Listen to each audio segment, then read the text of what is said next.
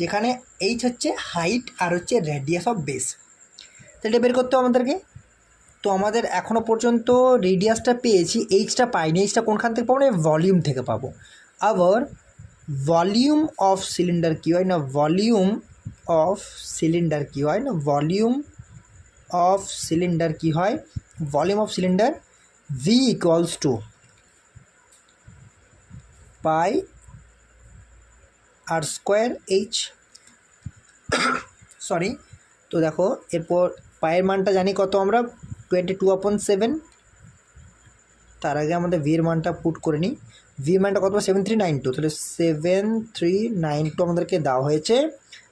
পায়ের মানটা 22/7, আর এর মানটা দেওয়া হচ্ছে 14, এইচের মানটা আমার এখান থেকে বের করতে হবে। ঠিক আছে, তো এরপর দেখো যদি আমরা 22 দিয়ে কাটার চেষ্টা করি এটাকে, তাহলে কী হয়, দেখো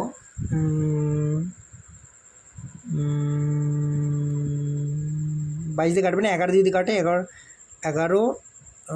11 7, হ্যাঁ 11 দিয়ে কাটবে। 11 6 66, 11 6 66, 7 11 77, 11 দুগুণে 22, আর 11 দুগুণে 22, ক্যান্সেল আউট হলো। ঠিক আছে, এরপর দেখো তাহলে 7টা এদিকে যাবে, অর্থাৎ 672 × 7 ইকুয়ালস টু এই 14 স্কোয়ারটা এদিকে নিয়ে চলে আসি। ঠিক আছে, আর দুটাও নিয়ে চলে এলাম, এইচ ইকুয়ালস টু এটা বেরিয়ে যাবে।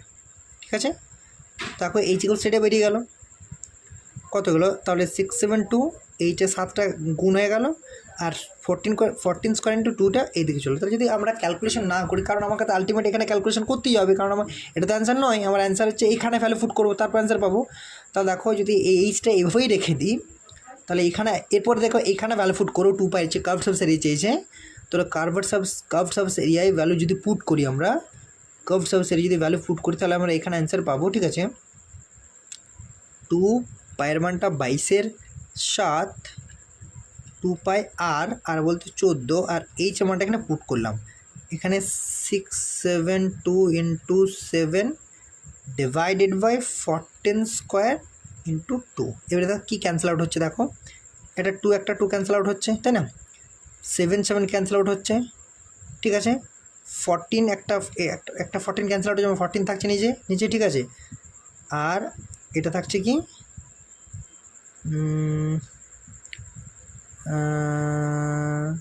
14 দ্বারা যদি আমি 672 কাটি, কত হয়, 4 14 14 4 56 হয়, 11 8 14 112, মানে 48। তাহলে 48 × 22 থাকলো, 48 × 22। আর যদি তোমাদের এটা বুঝতে অসুবিধা হচ্ছে, প্লিজ তোমরা নিজের মতো করে ক্যালকুলেশন করে নাও।